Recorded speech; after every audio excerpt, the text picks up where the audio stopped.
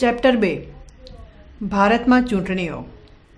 ભારત વસ્તીની દ્રષ્ટિએ વિશ્વમાં સૌથી મોટો લોકશાહી દેશ છે.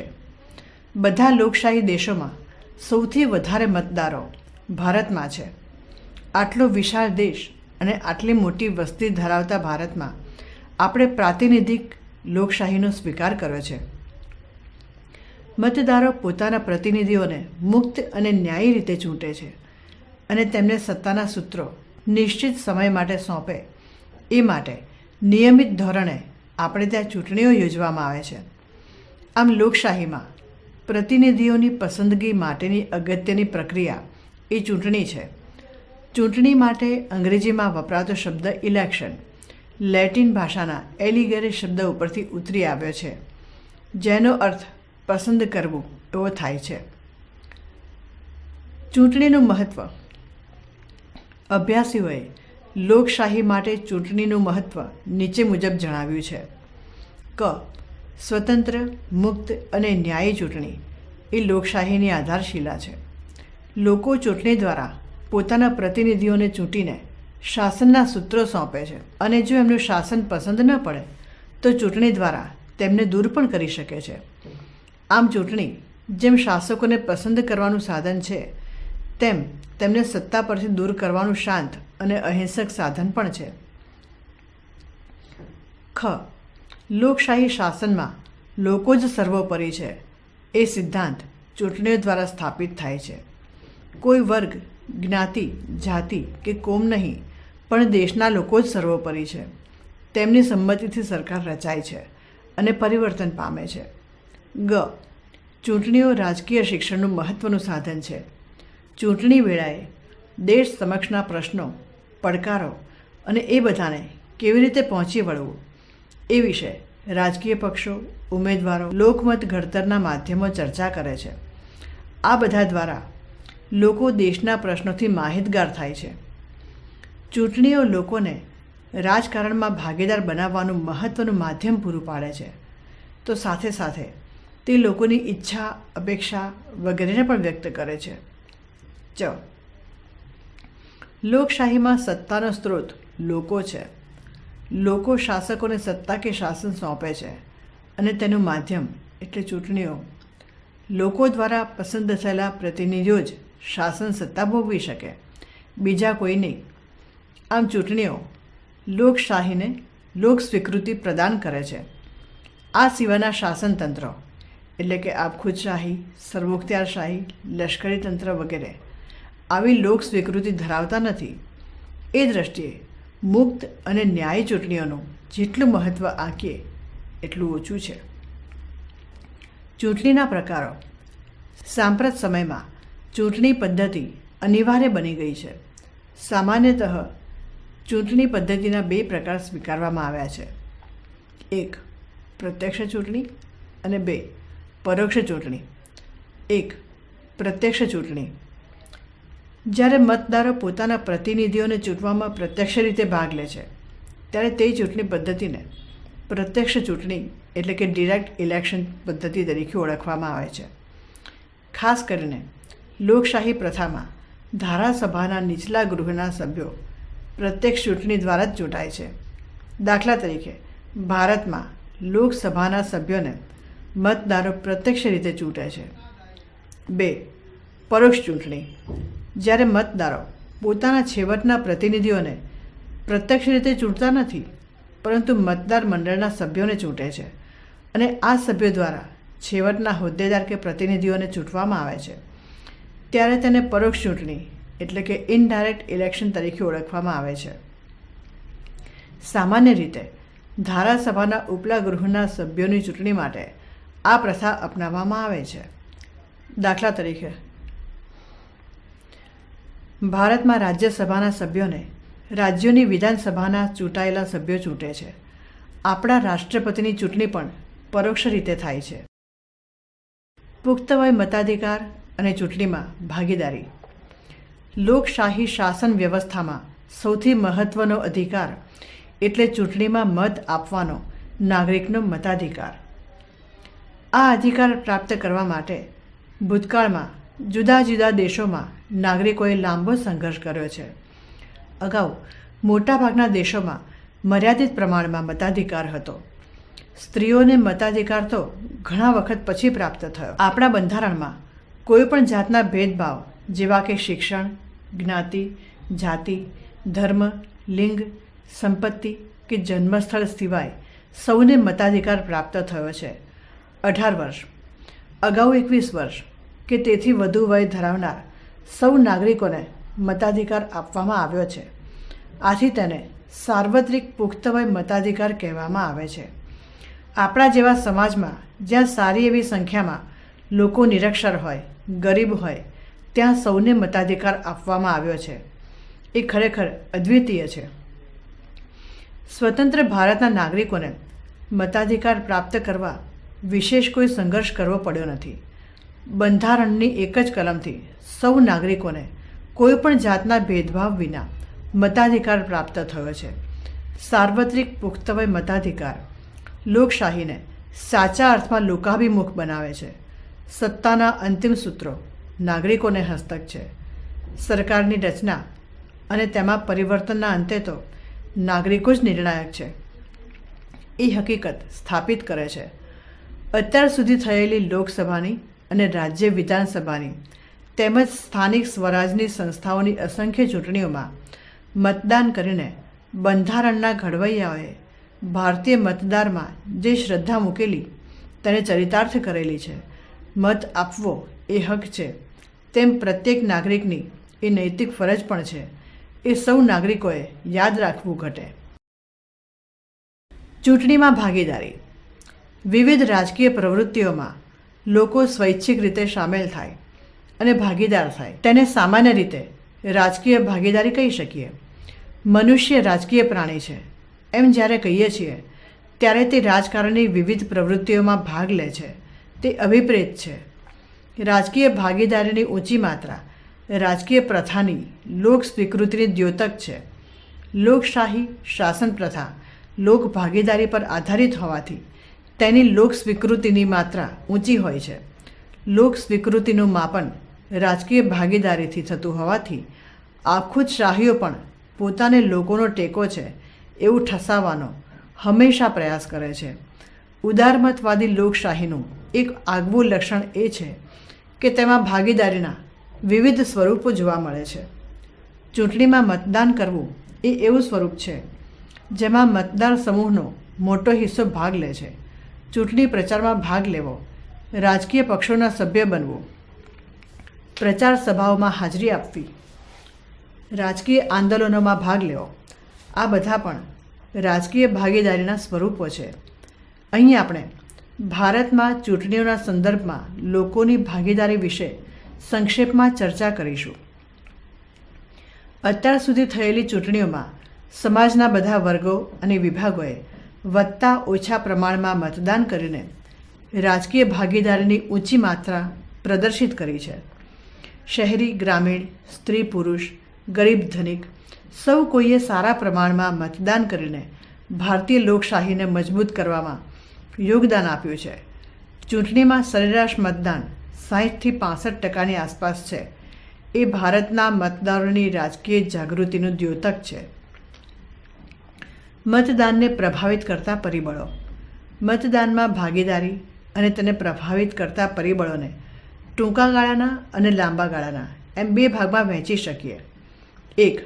કામચલાઉ અથવા ટૂંકા ગાળાના પરિબળો. કામચલાઉ અથવા ટૂંકા ગાળાના પરિબળો એકાદ બે ચૂંટણીને પ્રભાવિત કરતા હોય છે, જે નીચે પ્રમાણે છે. ક. આર્થિક પરિબળો. ચીજવસ્તુઓના ભાવમાં આવેલો ઉછાળો, બેરોજગારી, આત્મહત્યાના બનાવો, રોડ, વીજળી, પાણીની સમસ્યાઓ વગેરે. ચૂંટણી વખતે આ મુદ્દાઓ પર જોરદાર પ્રચાર કરવામાં આવે તો તેનો પ્રભાવ તે ચૂંટણીના પરિણામો પર પડે છે. નેતાઓનું ચુંબકીય વ્યક્તિત્વ. નેતાઓનું આકર્ષક, મોહક વ્યક્તિત્વ, તેમના વક્તવ્યની છટા વગેરે ચૂંટણીને પ્રભાવિત કરે છે. 1952થી 62 દરમિયાન થયેલી ચૂંટણીઓમાં પંડિત નહેરુનું વ્યક્તિત્વ, 1971માં બાંગ્લાદેશ યુદ્ધમાં બહાર આવેલું ઇન્દિરા ગાંધીનું નેતૃત્વ, 1984-85માં રાજીવ ગાંધીનું યુવાન અને મોહક વ્યક્તિત્વ, 1998-99માં અટલ બિહારી વાજપેયીનું વ્યક્તિત્વ અને 2014માં નરેન્દ્ર મોદીના વક્તવ્યની છટા અને મોહક નેતૃત્વ વગેરે આના દ્રષ્ટાંતો છે. આવા વ્યક્તિત્વોની છાપ ઝાઝા સમય સુધી અસરકારક રહેતી નથી. એ પણ પછીથી થયેલી કેટલીક ચૂંટણીઓએ દર્શાવ્યું છે. ચૂંટણી પહેલાંની કેટલીક ઘટનાઓ.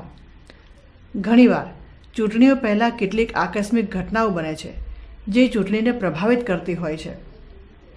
દાખલા તરીકે 1971 અને 72ની ચૂંટણી વખતે બાંગ્લાદેશના પ્રશ્ને ભારત પાકિસ્તાન વચ્ચે યુદ્ધ અને તેમાં ભારતની જીત, કટોકટીના અતિરેકના કારણે 1977માં કોંગ્રેસની હાર, 1984માં ઇન્દિરા ગાંધીની કરપીણ હત્યા અને કોંગ્રેસની તરફેણમાં ઊભું થયેલું સહાનુભૂતિનું મોજું, 13મી લોકસભાની ચૂંટણી પહેલાં કારગિલ યુદ્ધમાં જીત અને તેનો ભાજપાને મળેલો લાભ, 2002ની ગુજરાત વિધાનસભાની ચૂંટણી પહેલાં ગોધરા ઘટના અને ત્યારબાદ બનેલા બનાવોની ચૂંટણી પર પડેલી અસર વગેરે ગણાવી શકાય. સંચાર માધ્યમોનો પ્રભાવ.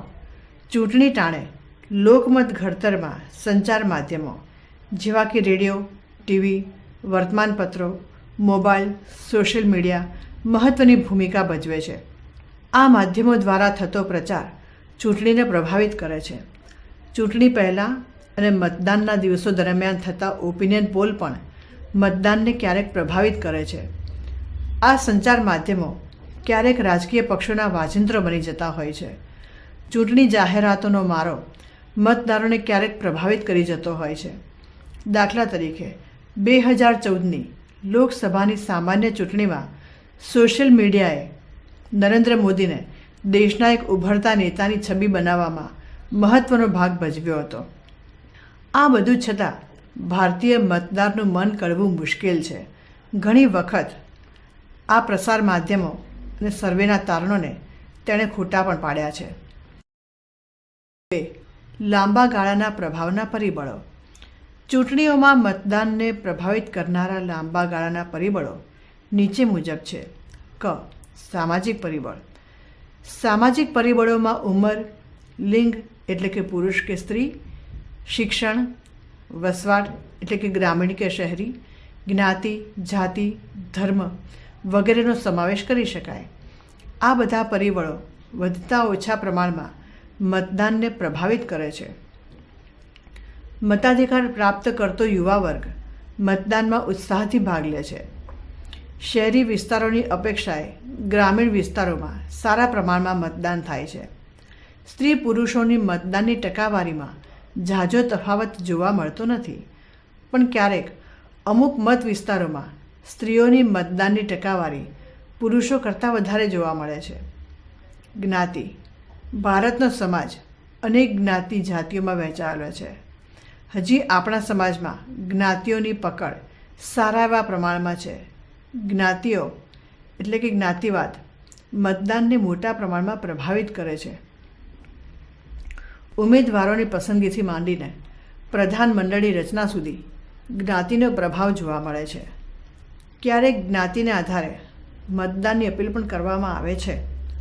સ્વાતંત્ર્ય પછીના આરંભિક દાયકાઓ દરમિયાન રાજકારણમાં કહેવાતી ઉચ્ચ જ્ઞાતિઓનું વર્ચસ્વ સારા પ્રમાણમાં હતું, પણ હવે અનુસૂચિત જાતિઓ, જનજાતિઓ અને અન્ય પછાત ગણાતી જ્ઞાતિઓમાં રાજકીય સભાનતા વધી છે. લોકસભા, વિધાનસભાઓ અને પંચાયતી રાજની સંસ્થાઓમાં તેમનું પ્રમાણ વધ્યું છે.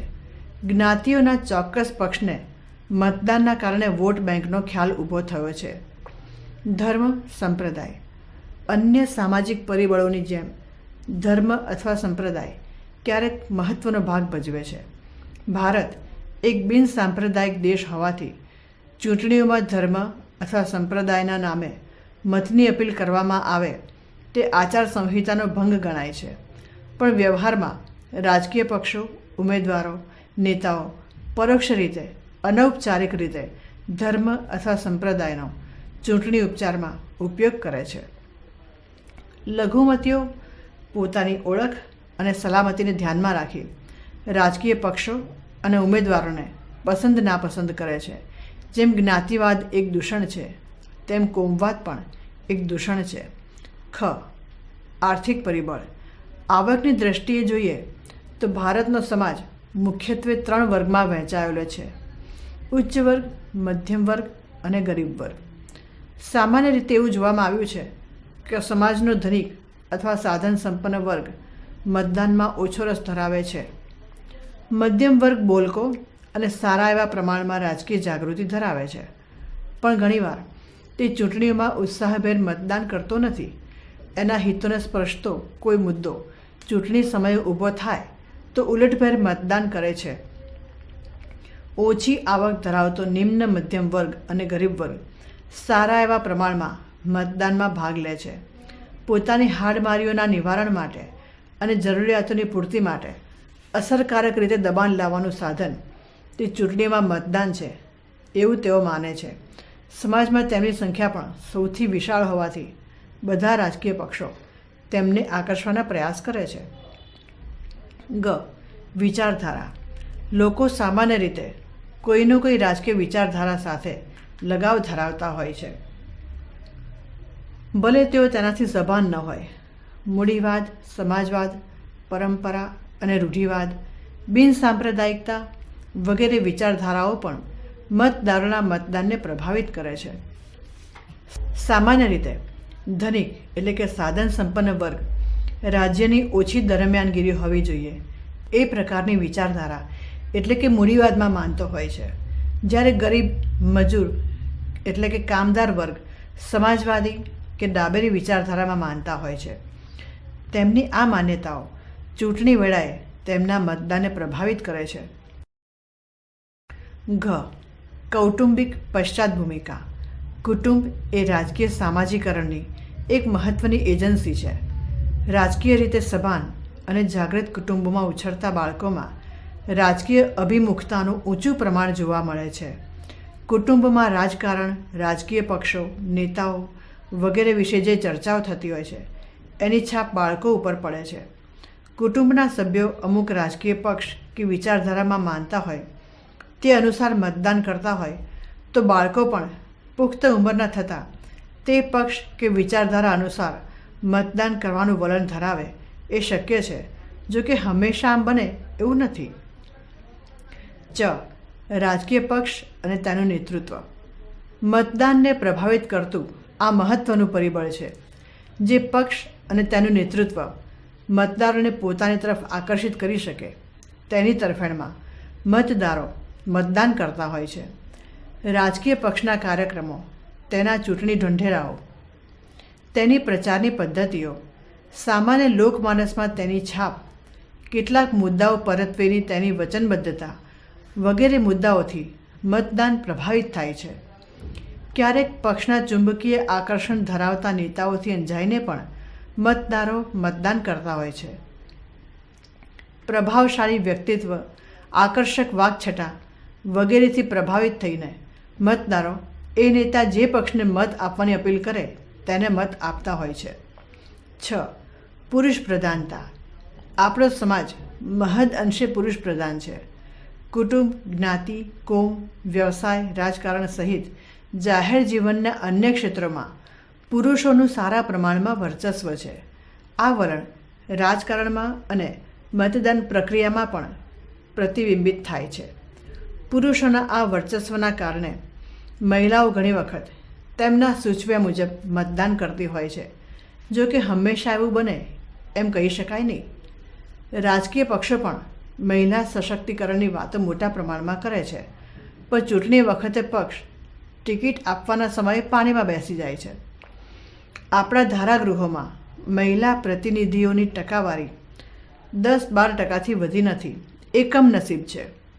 જો કે સ્થાનિક સ્વરાજ્યની સંસ્થાઓમાં 33% મહિલા અનામતને કારણે મહિલા પ્રતિનિધિઓની સંખ્યામાં નોંધપાત્ર વધારો થયેલો આપણને જોવા મળે છે. નાણાં, બાહુબળ અને સંચાર માધ્યમો મતદાનને પ્રભાવિત કરનારા આ મહત્ત્વના પરિબળો છે. જે પક્ષ પાસે મોટા પ્રમાણમાં નાણાં શક્તિ હોય, મતદાનને પ્રભાવિત કરે એવું બાહુબળ અને સંચાર માધ્યમોની પહોંચ વધુ હોય, એ પક્ષો અને ઉમેદવારો મતદાનને પ્રભાવિત કરી શકે છે. આ મુદ્દાની ચૂંટણી સુધારાની ચર્ચામાં થોડી વિગતે ચર્ચા કરવામાં આવી છે. આમ ચૂંટણી વખતે મતદાનને પ્રભાવિત કરનારા આ પરિબળો છે. ક્યારે કયું પરિબળ કેટલા પ્રમાણમાં મતદાનને પ્રભાવિત કરશે એ કહેવું મુશ્કેલ છે. ભારતનો સામાન્ય મતદાર અકળ છે. ક્યારે કયા મુદ્દાથી પ્રેરાઈને મતદાન કરશે એ કળવું સરળ નથી. ચૂંટણી પંચ અને ચૂંટણીની કાર્યવાહી. ચૂંટણીની મહત્ત્વની ચર્ચામાં આપણે જોઈ ગયા કે ચૂંટણી લોકશાહીને વ્યવહારમાં ચરિતાર્થ કરનાર મહત્ત્વનું સાધન હોવાથી તેની પવિત્રતા, નિષ્પક્ષતા અને તટસ્થતા જળવાય એ અત્યંત મહત્ત્વનું છે. ચૂંટણીઓ યોજનાર, તેનું નિયમન અને નિરીક્ષણ કરનાર તંત્ર એટલે ચૂંટણી પંચ. આવું ચૂંટણી પંચ સરકારથી તટસ્થ અને સ્વાયત્ત હોય એ એટલું જ જરૂરી છે. તો જ તે મુક્ત, ન્યાયી અને નિષ્પક્ષ ચૂંટણીઓ યોજી શકે. બંધારણીય જોગવાઈઓ. ભારતના બંધારણની કલમ 324માં સ્વતંત્ર, મુક્ત અને ન્યાયી ચૂંટણીઓના આયોજન માટે ચૂંટણી પંચની જોગવાઈ કરાઈ છે.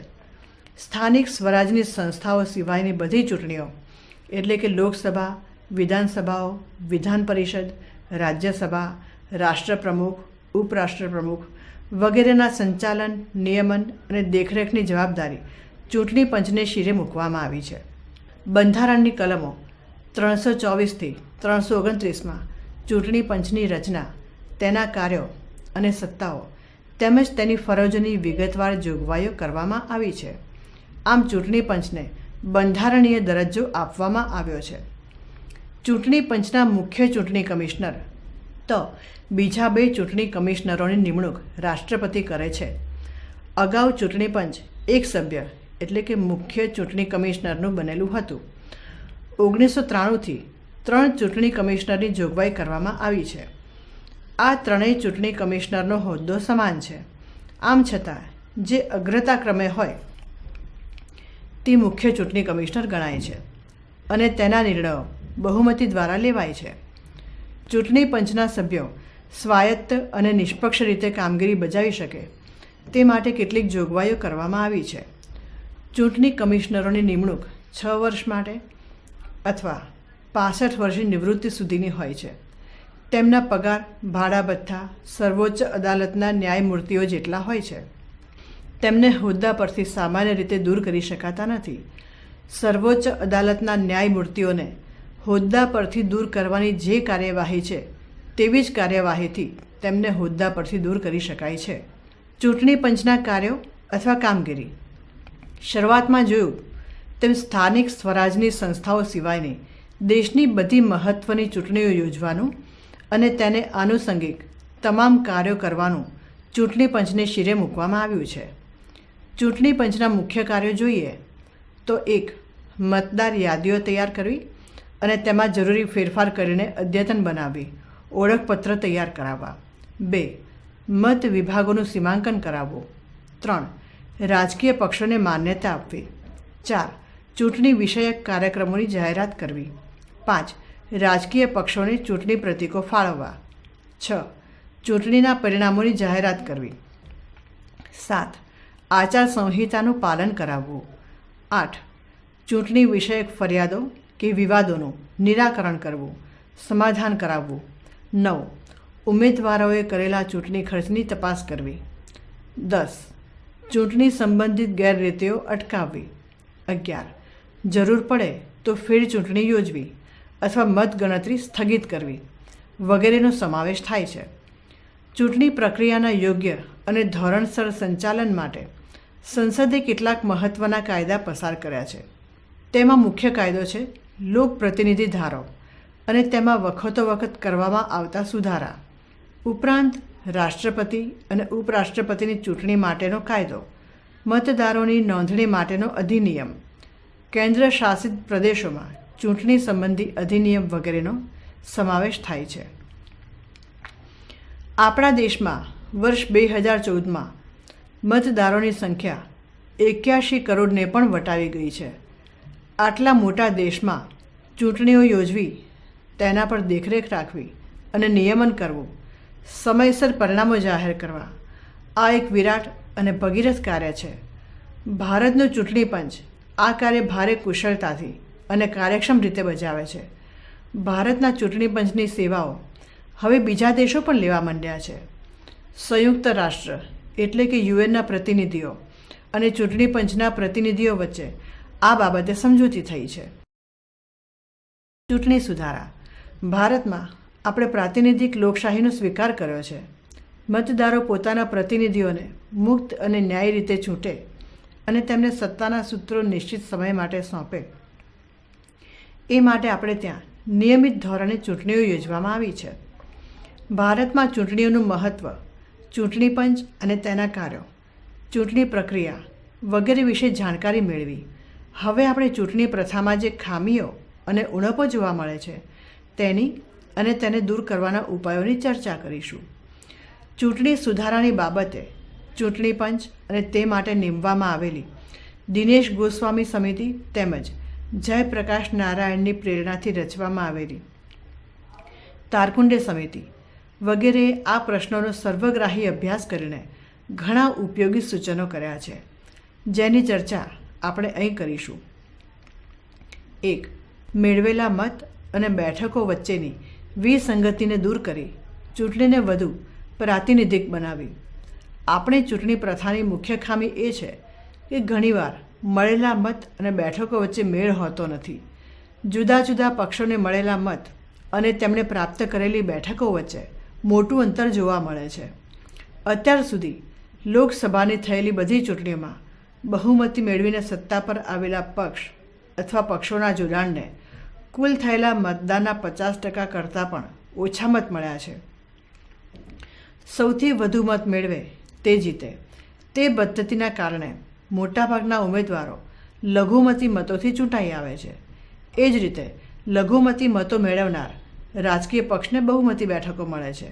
આમ મત અને બેઠકોની વિસંગતિ ઊભી થાય છે.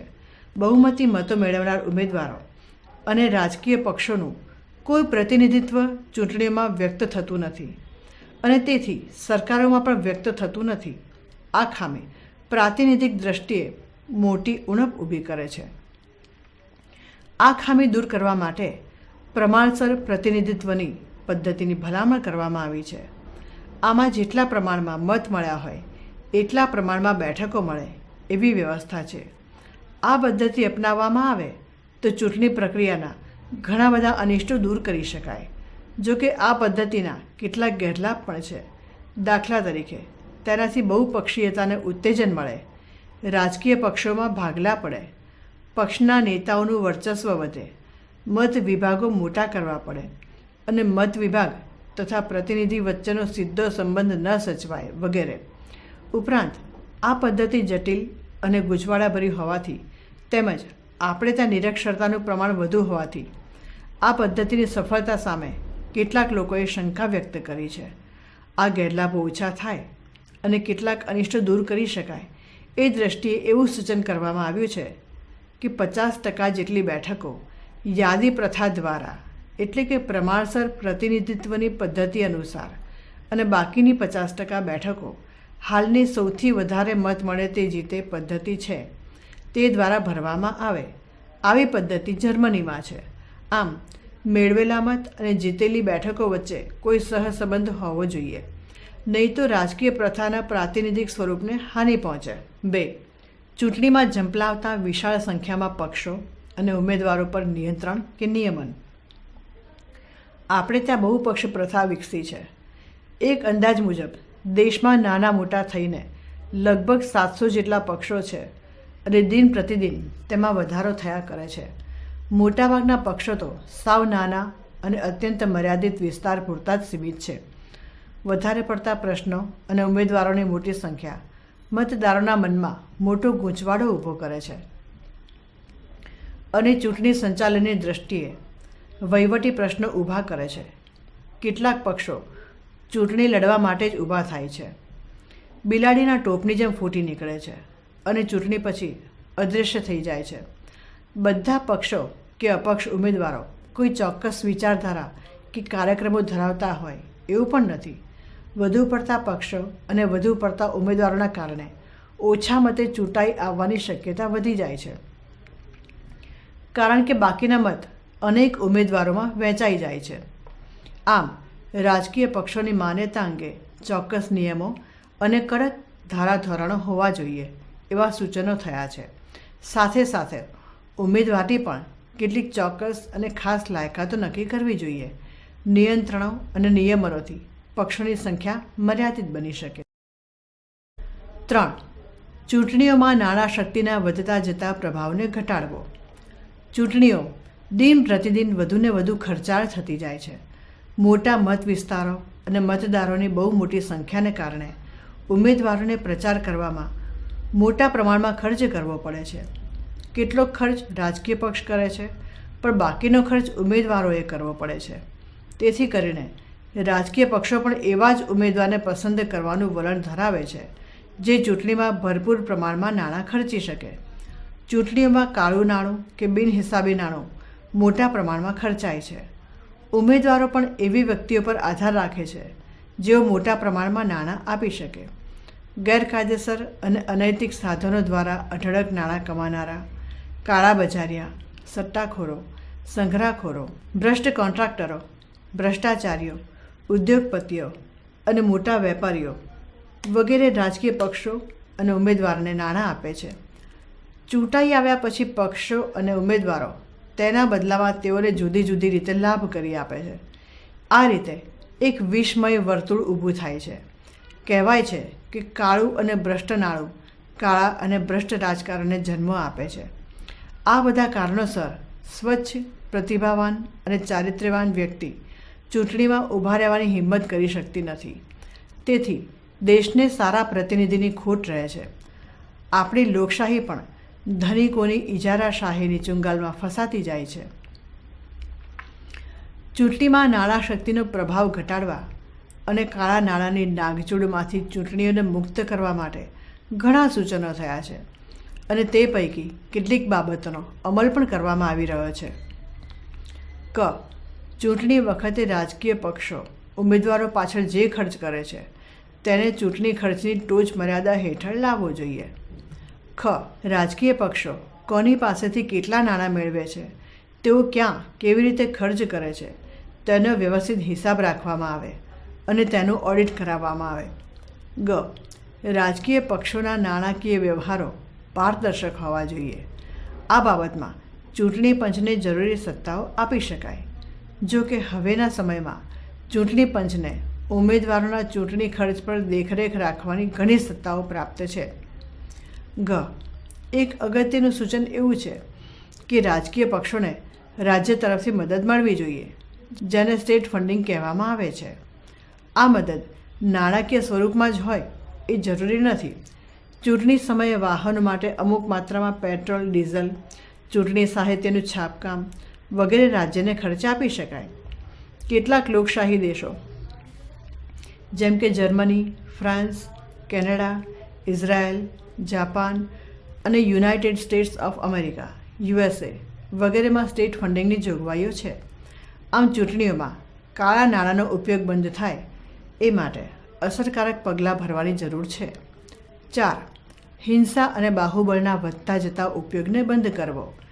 નાણાં શક્તિ ઉપરાંત બાહુબળનો ઉપયોગ ચૂંટણીમાં અમુક ઉમેદવારોને જીતાડવા કે હરીફ ઉમેદવારને હરાવવા માટે કરવામાં આવે છે.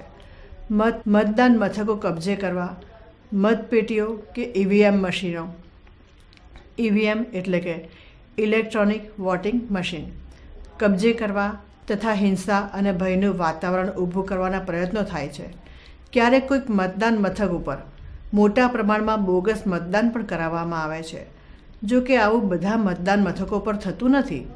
આ રીતે અનેક પ્રકારના અયોગ્ય અને અનિષ્ટ સાધનો પદ્ધતિઓનો ઉપયોગ કરતા ઉમેદવારો કે પક્ષના કાર્યકરો અચકાતા નથી. આ ખરેખર ચિંતાજનક છે. આમ આવા વલણ અને વ્યવહારને રોકવા અત્યંત જરૂરી છે. નાગરિકોની જાગૃતિ આ પ્રકારના અનિષ્ટોને નાબૂદ કરવામાં મહત્ત્વની ભૂમિકા ભજવી શકે. 5. રાજકીય પક્ષોના કામકાજનું નિયમન. ચૂંટણી સુધારા સાથે રાજકીય પક્ષોમાં સુધારા એટલે કે પાર્ટી રિફોર્મની પણ તાકીદે જરૂર છે. રાજકીય પક્ષોના કામકાજનું જો અસરકારક નિયમન કરવામાં આવે તો ચૂંટણી પ્રક્રિયામાં પ્રવેશેલા ઘણા દૂષણો દૂર થઈ શકે એમ છે. બિન લોકશાહી ઢબે ચાલતા રાજકીય પક્ષો દેશમાં લોકશાહીનું સુચારુ રીતે સંચાલન કેવી રીતે કરી શકે? રાજકીય પક્ષોનું લોકશાહી ઢબે સંચાલન થાય એ માટે કેટલાક સૂચનો કરવામાં આવ્યા છે. પક્ષોમાં છેક નિમ્ન સ્તરેથી ટોચના સ્તર સુધી નિયમિત ધોરણે અને મુક્ત તેમજ ન્યાયી ચૂંટણીઓ થવી જોઈએ. કોઈપણ સ્તરે નિમણૂકની પ્રથા ન હોવી જોઈએ. આવક અને ખર્ચના વ્યવસ્થિત હિસાબો રાખવા જોઈએ અને નિયમિત ઓડિટ થવું જોઈએ. નેતાઓ પક્ષના કાર્યકરોને ઉત્તરદાયી રહે એવી જોગવાઈ હોવી જોઈએ. પક્ષની અંદર અભિવ્યક્તિની સ્વતંત્રતા હોવી જોઈએ. ટૂંકમાં પક્ષમાં આંતરિક લોકશાહી હોવી જોઈએ. આ સંદર્ભમાં મહત્ત્વનું સૂચન એવું કરવામાં આવ્યું છે કે રાજકીય પક્ષો લોકશાહી ઢબે પોતાનું આંતરિક કામકાજ કરે એ જોવાનું કાર્ય ચૂંટણી પંચને સુપ્રત કરવું જોઈએ. આ બાબતોનું પાલન નહીં કરનાર પક્ષની માન્યતા રદ કરવાની સત્તા ચૂંટણી પંચને હોવી જોઈએ. 6. જ્ઞાતિવાદી કોમવાદી રાજકારણને દૂર કરવું. જ્ઞાતિવાદ અને કોમવાદ ભારતીય રાજકારણનું મોટું અનિષ્ટ છે. ઉમેદવારોની પસંદગીથી માંડીને ચૂંટણી પ્રચાર, સત્તામાં સ્થાન વગેરે બાબતોમાં જ્ઞાતિ અને કોમ નિર્ણાયક ભાગ ભજવતા હોય છે. ઘણીવાર ઉમેદવારની અન્ય લાયકાત ગૌણ બની જાય છે અને તે કઈ જ્ઞાતિનો છે કે કઈ કોમનો છે એને જ વધુ મહત્ત્વ આપવામાં આવે છે. સામા પક્ષે મતદારો પણ જ્ઞાતિ અને કોમને મહત્ત્વ આપતા હોવાથી રાજકીય પક્ષો અને ઉમેદવારો એ બાબતને ધ્યાનમાં રાખે છે. જો કે લોક પ્રતિનિધિ ધારો 1951 અનુસાર ધર્મને નામે અપીલ કરીને મત માંગી શકાય નહીં. આમ કરવું એ ચૂંટણી વિષયક ગેરરીતિ ગણાય છે. જ્ઞાતિ અને ધર્મની ઓળખ પર રચાયેલા પક્ષો વિભાજકતાને ઉત્તેજન આપે છે અને સ્વસ્થ તેમજ તંદુરસ્ત લોકશાહીના વિકાસમાં તે અવરોધક બને છે. આમ આ ખામીઓ લોકશાહીને વ્યવહારમાં ચરિતાર્થ કરવામાં મોટી અડચણો ઊભી કરે છે. તેથી તેમાં જરૂરી ફેરફાર અને સુધારા આવશ્યક છે. 7. રાજકારણના વધતા જતા અપરાધીકરણને રોકવું. ભારતીય રાજકારણમાં આ બહુ મોટું દૂષણ પ્રવેશ્યું છે. અગાઉ ગુનેગારો તથા અસામાજિક તત્વોનો ચૂંટણી દરમિયાન ઉપયોગ કરવામાં આવતો હતો. હવે તો ખુદ આવા તત્વો જ ચૂંટણીઓમાં ઝંપલાવે છે અને ચૂંટાઈ પણ આવે છે. ગુનાહિત ભૂતકાળ ધરાવતા બધા ઉમેદવારો ગુનેગારો છે એમ ન કહી શકાય, છતાં મોટી સંખ્યામાં શંકાસ્પદ ચરિત્ર ધરાવતા ઉમેદવારો ચૂંટણી લડે છે અને ચૂંટાઈ આવે છે. એ ચિંતાજનક બાબત છે. લોક પ્રતિનિધિ ધારો 1951ની કલમ 8A અનુસાર અમુક પ્રકારના ગુના માટે જે વ્યક્તિને અદાલતે ગુનેગાર જાહેર કરી હોય અને જેલની સજા કરી હોય તે ચૂંટણીમાં ભાગ લઈ શકે નહીં. પણ જો તેની સામે આરોપો હોય કે અદાલતમાં કાર્યવાહી ચાલતી હોય પણ સજા ન થઈ હોય તો તે ચૂંટણીમાં ઉમેદવારી કરી શકે છે. આ છટકબારીના કારણે ગુનાહિત ભૂતકાળ ધરાવતી વ્યક્તિઓ ઉમેદવારી કરી શકે છે. આમ જેમની મથરાવટી મેલી છે તેવા કેટલાક તત્વો સંસદ અને ધારાસભાઓમાં બેસે છે અને દેશ માટે કાયદા ઘડે છે. એમાંના કેટલાક તો પ્રધાનમંડળમાં પણ સ્થાન પામે છે. આ સંદર્ભમાં અત્યારે કાયદામાં જે જોગવાઈઓ છે એ અપૂરતી છે અને તેમાં કેટલીક છટકબારીઓ છે. આ માટે કાયદામાં સુધારો કરવાના ઘણા સૂચનો કરવામાં આવ્યા છે. વર્તમાન સમયમાં ચૂંટણી પંચે ઉમેદવારોની શૈક્ષણિક લાયકાતો, તેમની સ્થાવર જંગમ મિલકતો અને ગુનાહિત ભૂતકાળ ધરાવે છે કે કેમ તે વિશે માહિતી આપતા સોગંદનામા રજૂ કરવાનું ફરજિયાત બનાવ્યું છે. આનાથી ચૂંટણીમાં ઊભા રહેલા ઉમેદવાર ગુનાહિત પ્રવૃત્તિ ધરાવે છે કે કેમ તે મતદારો જાણી શકે છે. ચૂંટણી વખતે આચરવામાં આવતી ગેરરીતિઓ, બળજબરી, ધાકધમકી, બોગસ મતદાન વગેરેને રોકવાના કેટલાક પગલાં ચૂંટણી પંચે ભર્યા છે.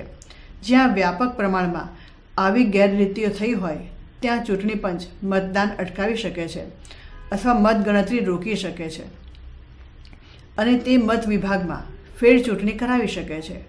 ચૂંટણી પ્રચાર માટે પણ આચાર સંહિતા ઘડવામાં આવી છે અને તેનું ફરજિયાતપણે પાલન રાજકીય પક્ષોએ તથા ઉમેદવારોએ કરવાનું હોય છે. રાજકારણના અપરાધીકરણનો આરંભ ચૂંટણીથી થાય છે, એટલે તેને રોકવાના પ્રયાસનો આરંભ પણ ત્યાંથી જ થવો જોઈએ. 8. સંચાર સંવહનના માધ્યમોનો દુરુપયોગ અટકાવવો. આપણે જાણીએ છીએ કે માધ્યમો ચૂંટણી ટાણે ચૂંટણી પ્રચારનું અને લોક જાગૃતિ આણવાનું બહુપરિમાણીય કાર્ય કરે છે, પરંતુ પ્રવર્તમાન સમયમાં ચૂંટણી સંદર્ભે માધ્યમોની ભૂમિકા વિવાદાસ્પદ બની રહી છે. દૈનિક સમાચાર પત્રો ઉપરાંત આજકાલ 24 કલાક ચાલતી ટીવી સમાચાર ચેનલો ચૂંટણી સમયે પ્રી પોલ એટલે કે ચૂંટણી પૂર્વે અને એક્ઝિટ પોલ એટલે કે ચૂંટણી બાદના સર્વેક્ષણ હાથ ધરીને ચૂંટણીમાં કયા પક્ષનો દેખાવ કેવો રહેશે, તેમને અંદાજિત કેટલી બેઠકો પર વિજય મળશે વગેરે બાબતોની આગાહી કરે છે. ચૂંટણીના પરિણામો સંદર્ભની આ પ્રકારની માહિતી મતદારોને ગેરમાર્ગે દોરી શકે છે. વધુમાં આ પ્રકારના સંશોધન સર્વેક્ષણની વિશ્વસનીયતા અને પ્રમાણભૂતતા અંગે પણ પ્રશ્નાર્થ રહે છે.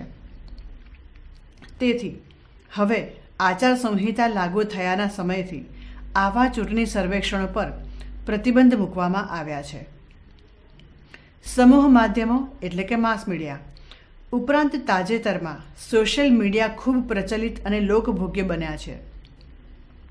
SMS, email, Facebook, Twitter, WhatsApp જેવા સોશિયલ મીડિયા હવેની ચૂંટણીઓમાં પ્રભાવી તેમજ અકલ્પનીય ભૂમિકા ભજવી રહ્યા છે. કેટલાય અભ્યાસો એવું દર્શાવે છે કે વર્ષ 2014ની લોકસભાની ચૂંટણીમાં સોશિયલ મીડિયાએ નિર્ણાયક ભાગ ભજવ્યો છે.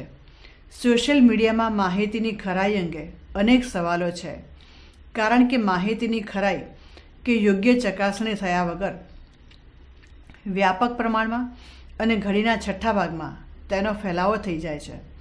આમાં ખોટી અને વિકૃત માહિતી ફેલાવાની ગુંજાઈશ વધે છે. હાલના સમયમાં આના પર કોઈ નિયંત્રણ ન હોવાથી તેની ભયાનક અને ગંભીર અસરો ઊભી થઈ શકે છે. વળી ચૂંટણી પ્રચારના નિયમ મુજબ ચૂંટણીના 48 કલાક પૂર્વે ચૂંટણી પ્રચાર બંધ કરવાનો હોય છે, પરંતુ સોશિયલ મીડિયા પર છેલ્લી ઘડી સુધી ચૂંટણી પ્રચાર અને તે સંબંધી બાબતો પ્રસાર પામતી રહે છે. આમ સોશિયલ મીડિયા પણ યોગ્ય નિયંત્રણ હેઠળ હોવા જોઈએ. આમ ચૂંટણી સમયે માધ્યમોની પૂર્વગ્રહયુક્ત ભૂમિકા ચર્ચાની એરણે ચડી છે. પોતાના હિત અને સ્વાર્થ ખાતર માધ્યમો અમુક પ્રકારની સોદાબાજી કરે છે, તેવો આક્ષેપ પણ તેમની સામે થાય છે. ટૂંકમાં માધ્યમોના પ્રભાવનો દુરુપયોગ અટકે તે માટે ચોક્કસ નિયંત્રણો આવશ્યક છે, અને તો જ માધ્યમો પોતાની તટસ્થ અને નિષ્પક્ષ ભૂમિકા ભજવી શકે. અન્ય સૂચનો. ચૂંટણીઓને નિષ્પક્ષ અને ન્યાયી બનાવવા કેટલાક સૂચનો થયા છે, જે આ પ્રમાણે છે. 1. ચૂંટણીમાં ઉમેદવારો ઘણી વખત એક કરતાં વધુ બેઠકો પરથી ચૂંટણી લડે છે, તે બંધ કરવું જોઈએ. 2. સ્થાનિક સ્વશાસનની સંસ્થાઓમાં 2 કરતાં વધુ બાળકો ધરાવતા નાગરિક ઉમેદવારી નોંધાવી શકતા નથી. તે નિયમ ધારાસભાઓને પણ લાગુ પાડવો જોઈએ. આમ ચૂંટણીઓ લોકશાહીને વ્યવહારમાં ચરિતાર્થ કરવાનું સૌથી મહત્ત્વનું સાધન છે. તેથી આ સાધન જેટલું શુદ્ધ અને તંદુરસ્ત હશે એટલી લોકશાહી તંદુરસ્ત બનશે. વિકાસ આધારિત રાજનીતિ. કોઈ પણ દેશનું રાજકારણ મહદ અંશે પોતાના દેશના લોકોના વિકાસને કેન્દ્રમાં રાખીને ઘડાતું હોય છે. છેલ્લા કેટલાક સમયથી ભારતીય રાજકારણમાં વિકાસનો મુદ્દો મહત્ત્વનો બની રહ્યો છે. તેની સાથે રાજકીય નેતાઓ દ્વારા રજૂ કરવામાં આવતી વિકાસની વિભાવના પણ વિવાદાસ્પદ બની છે. અહીં વિકાસ એટલે શું તે સમજવું અતિ અગત્યનું છે. ઘણી વખત વિકાસને વૃદ્ધિ કે આર્થિક વૃદ્ધિના અર્થમાં મૂલવવામાં આવે છે, પરંતુ તે યોગ્ય નથી.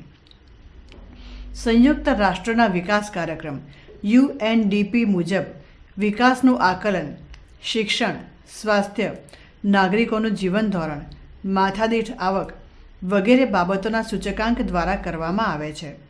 આ વિકાસ નિરંતર, ટકાઉ અને સર્વગ્રાહી હોય એ અપેક્ષિત છે. આ રીતે વિકાસના ખ્યાલને નાગરિકોના વિકાસના સંદર્ભમાં જ સમજી શકાય. ટૂંકમાં, વિકાસ એ સર્વનો વિકાસ હોવો જોઈએ અને આવો વિકાસ જ સર્વાંગી હોઈ શકે. અને તેથી આપણે સહભાગી વિકાસની રાજનીતિનો જ સ્વીકાર કરવો જોઈએ. પણ કમનસીબે આવું થતું નથી. આપણા કેટલાક રાજનેતાઓ અને રાજકીય પક્ષો વિકાસને તેના સાચા અર્થમાં રજૂ કરવાના બદલે મતોના રાજકારણ પ્રેરિત અર્થઘટન કરે છે અને તે પ્રકારની જ રાજનીતિને આકાર આપે છે. એક ચર્ચા એવી પણ છે કે શું રોડ, રસ્તાઓ કે માળખાકીય સુવિધાઓમાં વધારો એ વિકાસ છે? ચૂંટણી ટાણે કેટલીક વખત રાજકીય પક્ષો દ્વારા આવી બાબતોને વિકાસના મુદ્દા બનાવીને નાગરિકોને ગેરમાર્ગે દોરવામાં આવે છે. આવી વાતોથી ચોક્કસ વર્ગ ભોળવાય પણ છે. ચૂંટણી સમયે લોભામણી લાલચો આપવા જાણીતા આપણા રાજકીય પક્ષોથી આપણે સારી રીતે વાકેફ છીએ જ. ચૂંટણી સમયે આપેલા વચનો સમય જતાં પોકળ સાબિત થાય છે, તેનાથી પણ આપણે સૌ સુપેરે પરિચિત છીએ. આપણે ત્યાં ઘણી વખત કોઈ ચોક્કસ વર્ગ કે વિસ્તાર આધારિત વિકાસનો મુદ્દો બનાવીને રાજકીય વ્યૂહ અપનાવવામાં આવે છે. ચોક્કસ જ્ઞાતિનો વિકાસ, ચોક્કસ પ્રદેશ કે ક્ષેત્રનો વિકાસ એ ખરા અર્થમાં વિકાસ નથી અને તેથી જ્ઞાતિ, જાતિ, ધર્મ કે પ્રદેશ આધારિત વિકાસ હોવો ન જોઈએ. કોઈ ચોક્કસ રાજ્યનો પણ વિકાસ નહીં, પરંતુ સર્વગ્રાહી વિકાસનો આદર્શ હોવો જોઈએ. કોઈના ભોગે કોઈનો વિકાસ ક્યારેય હોઈ શકે નહીં. આપણે જ્યારે વિકાસની વાત કરીએ ત્યારે તે નાગરિકના વિકાસને કેન્દ્રમાં રાખીને કરવી જોઈએ અને તેથી આપણી રાજનીતિ પણ તેવા જ પ્રકારની હોવી જોઈએ. હકીકતમાં આપણે ત્યાં સહભાગી વિકાસ, સર્વાંગી વિકાસ કે સર્વના વિકાસ પ્રત્યે ઓછું ધ્યાન કેન્દ્રિત થાય છે. મોટા ભાગે તે પ્રત્યે દુર્લક્ષ્ય સેવવામાં આવે છે. લોકશાહીની ફળશ્રુતિ નાનામાં નાના માણસના વિકાસમાં અને પ્રત્યેક નાગરિકના વિકાસમાં રહેલી છે. ટૂંકમાં વિકાસ એટલે સર્વગ્રાહી, સમતોલ અને નિરંતર વિકાસ.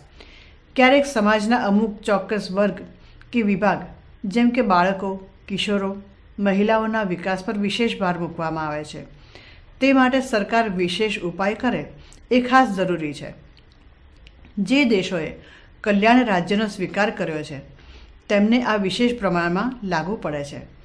અલબત્ત ભારત જેવા લોકશાહી દેશમાં સરકારે જે કાંઈ કરવાનું છે એ બંધારણને ખ્યાલમાં રાખીને કરવાનું છે. કાર્ય દેખાવ આધારિત રાજનીતિ. છેલ્લા એકાદ બે દાયકાથી ભારતના રાજકારણમાં ઘણા પરિવર્તનો જોવા મળે છે. મિશ્ર સરકાર એટલે કે જોડાણોની સરકાર જેવા સત્તાના ગઠબંધનો રાજનીતિને એક જુદો જ વળાંક આપી રહ્યા છે, તો તેની સાથે કાર્ય દેખાવ જેવા મુદ્દાઓ પણ ધ્યાન આકર્ષક બની રહ્યા છે અને તે અભ્યાસનો વિષય બન્યા છે. દરેક ચૂંટણી વખતે જે તે સરકારે કેવા પ્રકારના કાર્યો કર્યા અથવા તો ચોક્કસ કાર્ય માટે શું નક્કર પ્રયાસો કર્યા તેના લેખાજોખા લેવામાં આવે છે. કોઈ પણ પક્ષની હાર જીત માટે પ્રચારને પણ ઘણી વખત નિર્ણાયક બાબત ગણવામાં આવે છે અને તેથી પ્રચારમાં જે પક્ષ પોતાના કરેલા કાર્યોને સુંદર રીતે કે સ્પર્શી જાય તે રીતે રજૂ કરી શકે તે ફાવી જાય છે. જો કે આમાં એક હકીકત ધ્યાને લેવા જેવી છે કે સત્તામાં રહેલા પક્ષો જ પોતાના કરેલા કાર્યોને દર્શાવી શકે.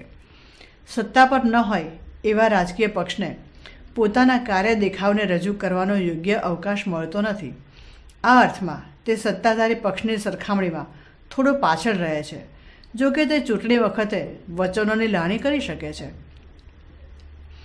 સાંપ્રત સમયમાં શાસનના 100 દિવસ કે 1 વર્ષ કે 2 વર્ષ જેવા નિશ્ચિત સમયને અંતરે તેમની કામગીરીની ચર્ચા સમૂહ માધ્યમોમાં થતી જોવા મળે છે.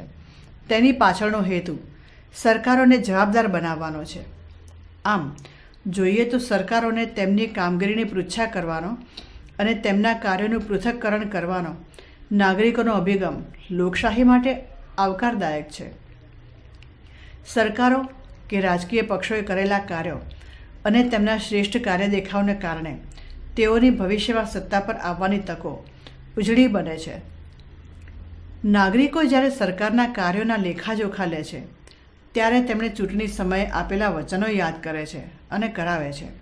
તે પૈકી કેટલા વચનોની પૂર્તિ કરી કે પછી તે પૂર્ણ કરવા પ્રયત્નશીલ છે વગેરેનું મૂલ્યાંકન થાય છે.